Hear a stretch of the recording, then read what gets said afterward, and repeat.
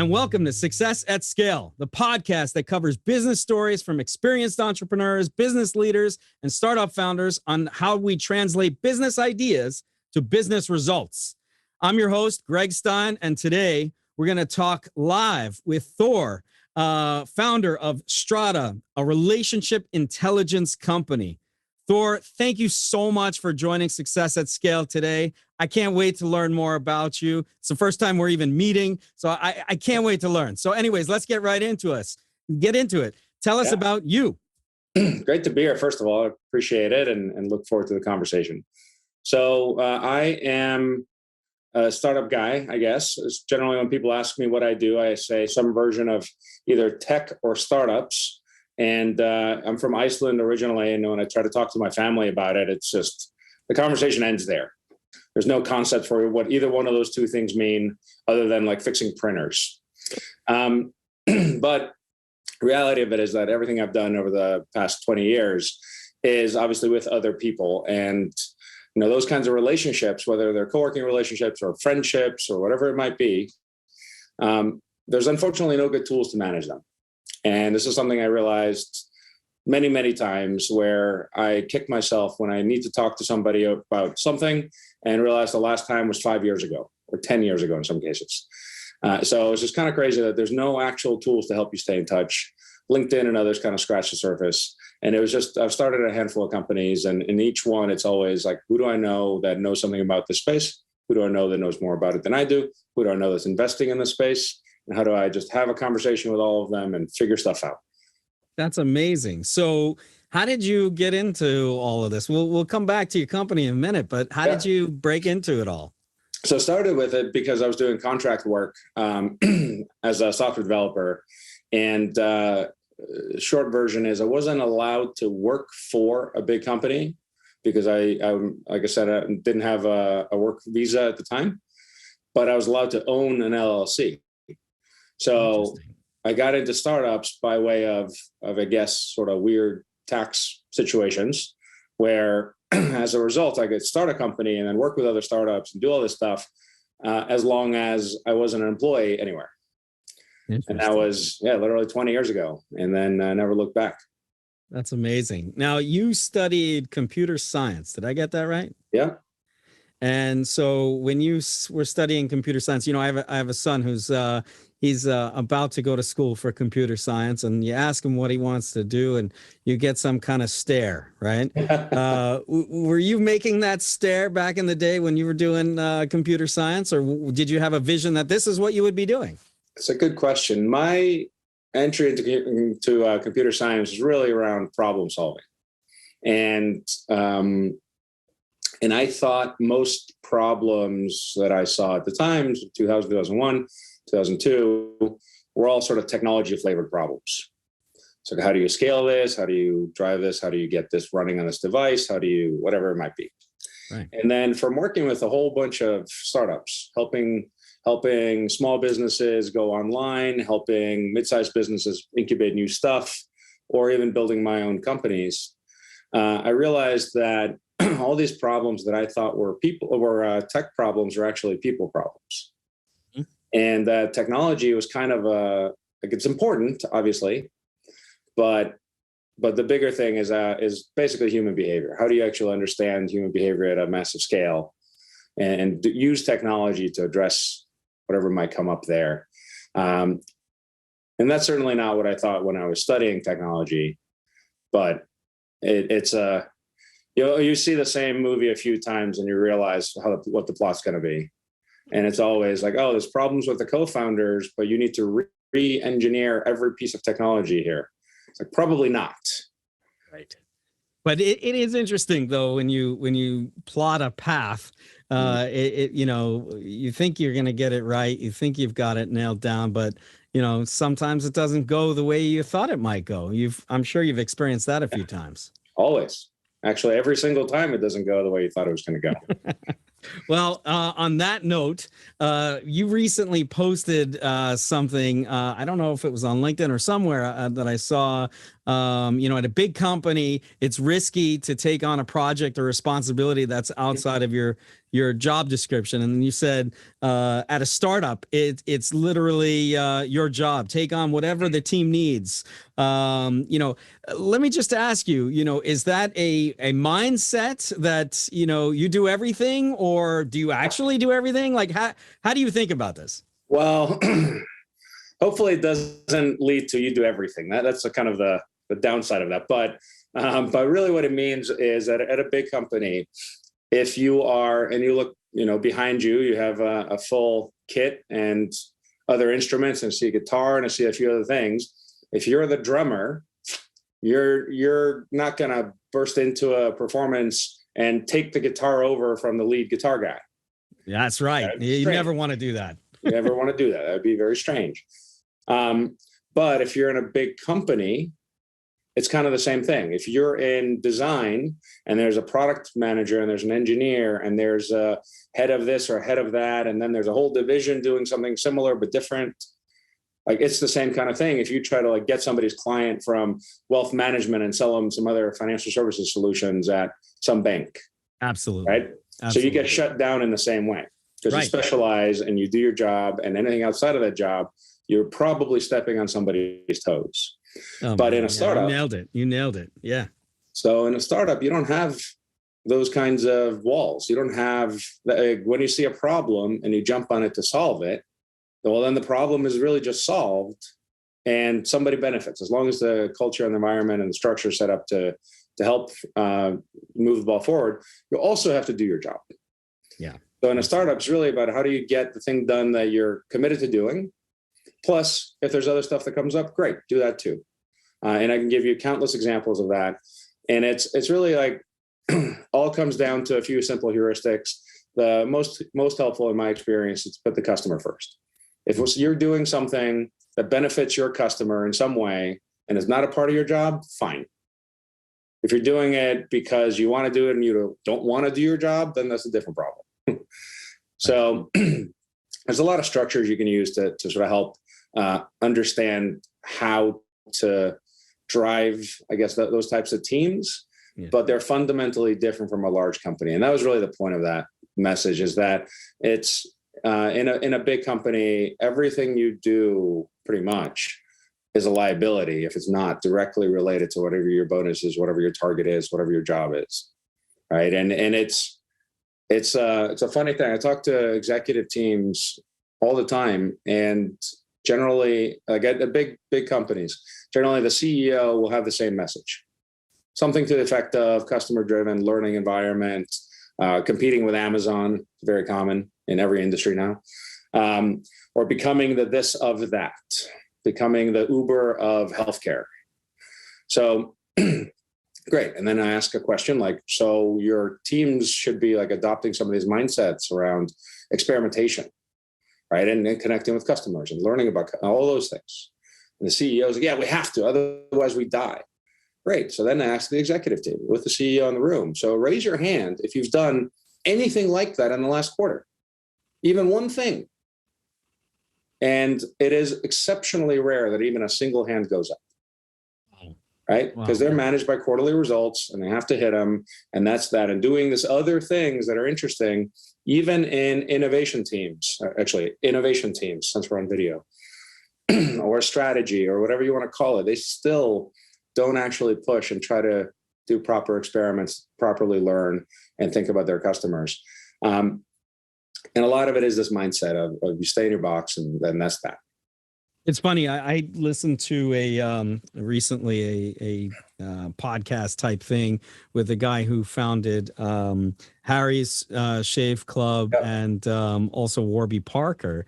And, he was kind of saying the same thing that, he was going to the next extreme, right? When they're talking about the shaving club and all of that, he said, look, we would go out there and camp out in the stores, in the aisles, and literally like make it an event, a part of our day, every day, all day, talking with customers and interacting with them on the front lines. I think you're spot on, and I'm so glad to hear you say it. So speaking of staying productive, I got my next question for you is this. How do you stay productive? What's your hack for staying productive? Yeah, it's a good question. So the biggest hack, I guess, is try to prioritize what to do, but also what not to do. So there's always going to be way too many things that you should be doing or need to be doing. And the way we do it is a modified OKR system where we as an organization every year, every quarter, then every month sort of pick what are the things we need to not just make sure we get done, but like what are the goals we have?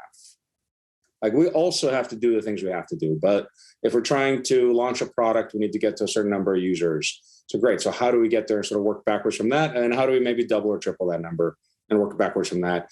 And it helps you sort of see what systems are broken in the short term, because it's easy enough to say you want to get somewhere, but if you're not set up to do it, it's hard. But it also helps. Let me just interrupt you there for a second. OKRs, objective key results. Not everybody might be familiar with that terminology, something I use myself, but just making sure everybody's on the same page. Objective key results. There you go. I love it. There you go. And it really isn't, the way we use it is just a goal with some sort of measurable outcome and not much else beyond that. And then each team puts together the resources they need to achieve it, which includes budget, includes everything sort of in one little package. But then personally, just go through that process. So here are the things we are working on. Here are the things we're working on for the month. And then here are the things that I'm working on right now that will contribute to that. And it's usually, as a CEO, it's usually some flavor of a very limited number of things. Cool. Recruiting, fundraising, and maybe a couple of others. Amazing. Now, how many people do you have on your team right now? So at Strata, it's still small. We have about a dozen people. And then at of another company that started a while ago now, I guess 7, almost 8 years ago now. I was towards 100. I think we're shrank a little bit during COVID, and then I've started others where this scales to about probably 300 people is probably the breaking point. It starts getting creaky a little bit beforehand, where autonomous teams need a bit more structure. Yes.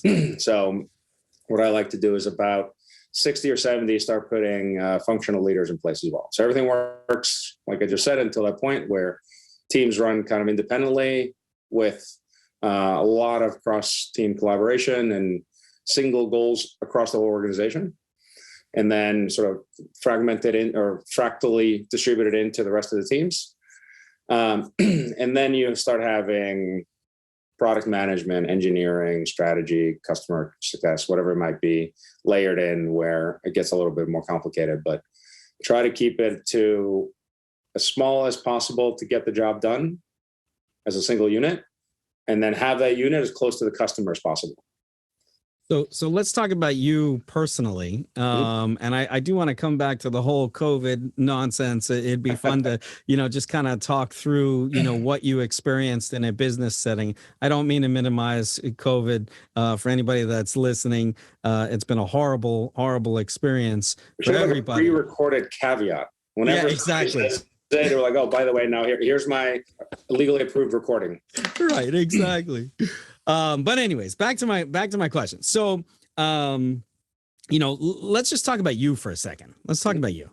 Let's talk about, you're doing all of these productivity hacks. You're managing the business, you're scaling the business, but how do you find balance for you? And what is your kind of routine? What does your day look like? Sure. So I find balance honestly just in that, and like understanding that these OKRs, and again, you don't really have to think of them that way, but these goals, they apply to a lot more than just your work. Right. So whether it's personal things like travel, for example, this is a big aha moment for me, maybe about 15 years ago, actually almost exactly 15 years ago, where I realized that it's something I wanted to do. And I thought of myself as somebody that travels and does these things and whatever. And then I looked back on what I'd done over the last 5 years and I had none of it. So I would to myself, I had this internal narrative of oh, I do these things, but in reality, my actions didn't match them. So at that point, I realized that I needed to be a little bit more intentional in all of this stuff. So if I want, you could call it balance, but if I want to, focus a lot on work, and that's fine, and then that comes at the expense of other things, or vice versa. right? But you can actually do all of it. You can actually have a great family life, personal life, work life, all these things, hobbies even. And it just takes being intentional with your priorities and really just saying no to things that are not a part of it. And then, so I'd say the probably the most helpful thing for me was actually choosing what I wanted to do and then doing it. That's great. It's funny. I just did a podcast yesterday. We shot with a great friend of mine. He's a top PR executive in the consumer technology space. And he was talking about, look, you need to map out all areas of your life. And he actually has a phenomenal book. You're going to get a kick out of it. It's called How to Be Fan-Fucking-Tastic. And it just showed up this morning after we shot the interview, and I couldn't put it down. But anyways, the point is, I think you're right. You really need to be intentional about all areas of your life. And so often we just get involved in business and we think just business, but then we forget about everything else. So potentially that's the secret sauce, as they say, to finding balance, but we'll see. So now let's shift to your current business. And before I'm going to ask you a very leading question. Are relationships everything? And if so, why? It's what it says on your website. It is what it says on our website. So the answer is yes. And because everything you do in life, almost everything, is with other people, right? And it's in the context of other people, and you do it with people. So like you want to sell something, it requires a buyer and a seller. You want to do a service, you want to do something that's fun. Let's say it's a piece of art. Generally, there's somebody that makes it and somebody that views it. Or in your case, you play something, but generally you're playing for somebody. Right. Point is that there's another human being in that exchange, right? Even if what you're doing is intrinsically for you, it's almost always in some context with other people. We're social animals. We do these things intentionally, and sometimes even without realizing it. And what we learned, really, I mean, it was like an intuition, but then we validated it through a series of interviews and tests and product launches and all like the entire startup toolkit to figure out where we should focus, is that people will tell us, like senior people will tell us their biggest regret in their career is not staying in touch with people they worked with over the decades. Or that take a VC, even a phenomenally successful VC. There's tons of them. We're like, oh shit, I got to go fundraise. I got to talk to these LPs. I haven't talked to them in 3 years since our last fund. I wish I'd stayed in touch with them. And we found that across the board. Senior people, but also even earlier career people, their biggest problem often was managing what they consider the most valuable asset, which is their relationships. And when you think about it, again, it doesn't matter if it's work or if it's for fun or for a hobby or whatever. There's these people that come and go in your life that I'm sure you can relate to regretting not staying in touch. And that your life would be richer in some way. You would be better in some way. You would be, more fulfilled in some way, whatever it might be, happier maybe even, if you had. So that's really the problem we're solving is how do you use technology? Now, how do you use, again, AI, lots of air quotes in this one, but really though, to help understand and manage the relationships that you have in your life. Absolutely. I love it. So it's called, your platform is called Strata, yeah? Yeah. Why Strata?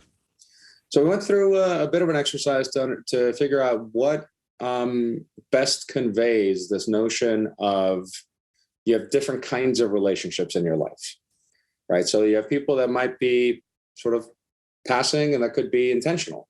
You can't stay in touch with everybody you meet. You have maybe a barista you see every morning and you say hello and then fine.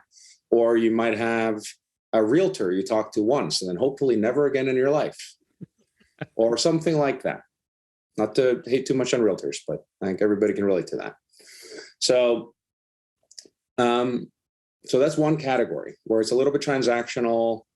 You're not going to invite them to your wedding, most likely. And whatever, but you're friendly with them. right? Then on the opposite end of the spectrum, you have your brother, your sister, your parents, or people that you are staying in touch with, hopefully, no matter what. You're texting every day or something like that, or your regular basis. And then you have everybody in between. And that's where it gets really gray and kind of messy. So you have people, the best way I've heard to capture it, it's a friend that called them, that his goal when he meets somebody in a business setting is to build a friendship, but he wants it to be a friendship with transactional benefits. So first they're friends, but if something happens down the road in some way, fine. And then it might happen again, fine, but they're friends first. And those are his best relationships, best like business relationships. And he's a very senior guy at I think the most successful hedge fund. Anyway, so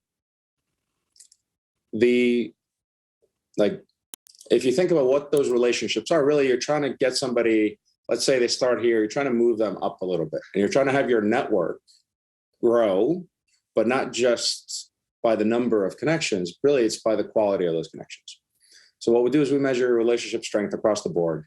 And how do you then increase, I guess, the value you're building or investing in your own connections in your own network? And then how do you help manage all that over time? And if you think of it as like stratified layers, you're trying to move up. If you think of it as ways to sort of capture who people are to you, that's another stratification. And then there was a couple other connotations that we liked about the name, but that's really how we got there. The original project name was RAI and stayed like that actually for quite a while, which was a combination of relationship AI and a person that actually did this at my last company would do this for me and spend an inordinate amount of time literally doing what we now have software to do named Rachel. So an AI version of that was really what we're trying to do, where if you have, I think that the label or the job title used to be social secretary or something like that, like 80 years ago. Yeah. People that manage your relationships in your network and write all the stuff down, is obviously pre-CRMs and all of those things. So trying to figure out how do we capture all of that in one word, came up with Strata. Love it. So your previous company, it was called Feedback Loop. Is that right? You got it. And Feedback Loop is still around? Still around. So we have about half the Fortune 100 as clients. We help them with figuring out what their customers want. We talk about things like putting the customer first. We actually have a platform to do that. So we have about 110 million users you can test any idea against in real time. So you want to find out what challenges people have ordering food on an app. Easy enough, especially if it's your own app. But you want to find out what people that don't use those apps, why don't they use them? Right? Or if you had this idea or this concept, this prototype, this product, let's get those people to use that product and get some feedback. Cool. And you do that in a matter of hours. Very cool. Well, I'd love to learn more about Feedback Loop. Sounds like it could be very helpful in our world over here. Sure. But let me ask you. So you're a founder of these couple of companies. You're a successful guy. But here at Triple G, we like to think about pragmatic, practical, results-oriented thinking. And as part of that, we're usually presented with challenges or issues to solve. In your case, what are the biggest challenges that you've faced in your career on this wild journey that you've had? Yeah, career is one question, and then Strata is another question, and it's really COVID is that other with the legally required disclaimer. So I'd say the biggest challenge in my career is kind of this problem: is staying in touch with people, is really like staying close to people, even, especially when I don't see them that often. It's people that I only see at conferences in Europe, for example, that live in New York. And we see each other there and we should stay in touch, or at some event or whatever it might be. And it's just so frustrating that I know that there are hundreds, if not thousands, of things that should have happened that didn't because I didn't send an email, right? And just that extra little bit. just didn't happen. And it's not a problem per se, but it's a huge pain point, frustration, and something I wish was different. So that's the biggest problem I've had in my career, especially because I've lived in a few places. I travel a lot, and have these sort of different circles that don't really have a lot of overlap. So managing them all is just a huge pain. Where do you see the? Oh, keep going. I was going to say, and then really for the last 2 years, building a culture from scratch without seeing people in real life. Yeah, it's related, I mean, it has been tough, right? Not seeing people in real life has been tough. Even though you have the answer to it, it's been tough. It's hard to replace, right? Exactly. Especially your coworkers, where they might be going through something and fine, but you could talk about it, but it's kind of abstract. Yes. And you sit across the table and you have lunch together, even doesn't the most casual, little thing is just orders of magnitude better than Zoom. We saw this firsthand. We went to CES, which was a big question mark to everybody. And there were a lot of big companies that pulled out, but we stayed, pedal to the metal all the way. And we had a phenomenal experience. But I had been working with some of my clients who were in the room with us for 2 years, and I had never met them. I mean, I thought they were taller. I thought they were shorter. I had no idea, right? Yeah. But we got in the room together, and the magic that we were able to create, it didn't matter that there were less people than normal or whatever. We had the right people in the room, and we were able to, transact business in a different way, right? So, it just goes to show you how amazing it is to get together in person. Hopefully I'll get together with you one of these days in person. Be pretty awesome. But here's my next question for you. Where do you see the future of work? Where do you see things going? I mean, you're a tech leader. You're somebody who's changing the way we work and building relationships in the digital space. Where do you see it going? So I think the biggest change, so COVID has accelerated so much. I mean, the joke in the enterprise space is you have it's like a strategy meeting of what's going to drive digital transformation, and it's going to be this or that or that, and then of course the answer 2 years later is COVID. Right. Overnight, it digitally transformed. Now, I don't think people are really working that differently. So I think what's going to happen is a different relationship, and it sounds like kind of what you're doing too, actually, of you to your job, where it's more, it's not transactional, but it's more episodic. You sign up to do something, great, now you do it, then you can sign up again and again and again, or maybe you go do something else, or maybe you have a portfolio of projects, maybe your business interests and your hobbies start merging, maybe something like that. So I think what we're going to see is an extension of this movement of bringing your whole self to work. Yes. But I think that really does mean sort of bringing your work into your personal life, and maybe having, we started this with, more of a balance. And I think we're going to see that. I think it's a pretty American thing to go all in on work 150% and make that your identity. So there's a fun question I always look at when I travel, which is, what's the first question that somebody asks? So in New York, for example, the first question is always, where do you live? Because the neighborhood you live in says so much about you. In DC, it's what politician are you? Who are you who are you tied to in some way? LA, it's almost always oh, what are your projects? What are you working on? What creative thing are you doing? What movie are you trying to get in? Whatever it might be. Right. So in Iceland and large part of Europe, but Iceland in particular, work isn't even in the top 10 questions. It's just not even relevant. What do you do is not important to who you are. Right. And I think we're going to see a lot more of that. I think people are going to have a full drum kit in the background of their Zoom videos at work. I think that's what's going to happen. Yeah, I hope so. I hope so. We need more musicians. I'll tell you that. No, all right. We're running out of time, but I do have a couple more questions. Check this out.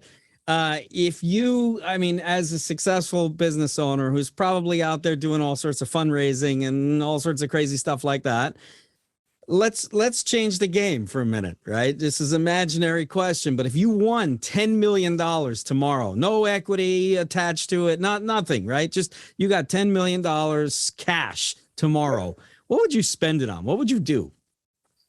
I mean, wouldn't do anything with it, but if I had to. So is it if I had to spend $10 million basically? Or Sure. is it Let's go there. if I had it? Yeah. So if I had it, I wouldn't do it. Nothing would change. If I had it and would spend it on something, it would probably be some effect of setting up a fund to create some of these things that we've talked about. Mm-hmm. So I have these opinions on what the future is going to be, and people have to do it. And part of what is needed is obviously the people, but also the resources. And I think startups are going to come from places that are not necessarily sort of where they have come from. I think there's a lot of venture capital that fits a certain mold that I think is actually not necessarily what it should be. Because a VC is effectively an asset manager.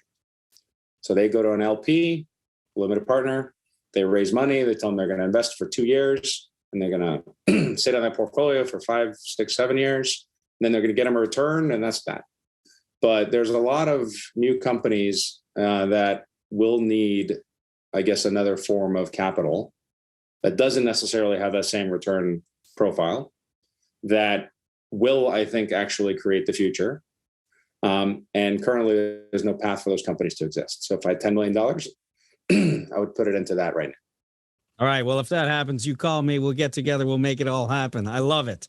All right. So just a few more questions, and then we'll call it. What is something surprising that you've learned this year? In the last 5 weeks? Yeah. Something surprising.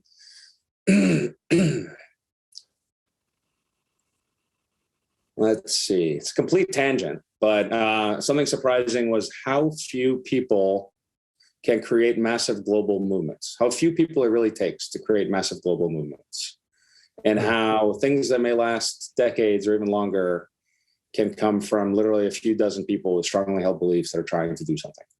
Wow, that is a big idea right there. And I couldn't agree with you more. It's amazing, especially in today's world. It is absolutely amazing. So here's the most important question of the entire podcast, okay? It is a time of uncertainty. It's a time of change, and not everybody's having a good time out there, and it's tough. So what's some practical advice that you would give to someone that's out there that's struggling right now, that's trying to reinvent or find a new way to thrive during this time?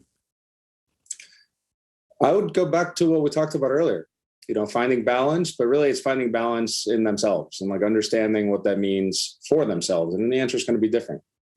I'm not big on the whole meditation train and all that, but a lot of people are. I'm sure that works for a lot of people. For me, it's hobbies that are often around food or often around travel or things like that, that for me personally are just what I like. and getting, it's almost like a sense of mastery, feeling like I'm progressing in something, even if it's completely unrelated to all this stuff that's going on. So find your little bubble that you can control a little bit and learn something and do something you enjoy, do more of that, so that all the volatility outside that bubble becomes easier to contextualize. Because if everything is burning down and going to shit, then you're just going to have a terrible day every single day. Yeah, I mean, to me, it's so much of what you're saying really boils down to attitude too, right? Sure. It's like thinking positively and finding your way out of that situation, and thinking about ways to look at as a negative as an opportunity, really. Sure. The perspective of this is something that ties together another thing we talked about of why staying in your lane is so important, or not important, why that's the default in large companies, and how changing that default is exceptionally hard. And one of the things I talk about a lot is how if you launch a product at a startup and it fails, then fine, you just do it again. Right. If you launch a product in a big company and it fails, then you're a failure. Right. Right. And this obviously varies from culture to culture. So that applies in a lot of other countries too. But in corporate America, there is no tolerance for being a failure in that environment. And yet that's what we glorify kind of in all this literature about failing fast and blah, blah, blah. So what I always try to advocate for is reframing it from launching something that has to work and failing, I think it's just a terrible word with terrible connotations, to learning. So if instead of launching a product, you launched an experiment, and the outcome of that experiment can absolutely be negative, and then you learn from it, and then you do it again, and you do it again, et cetera, et cetera.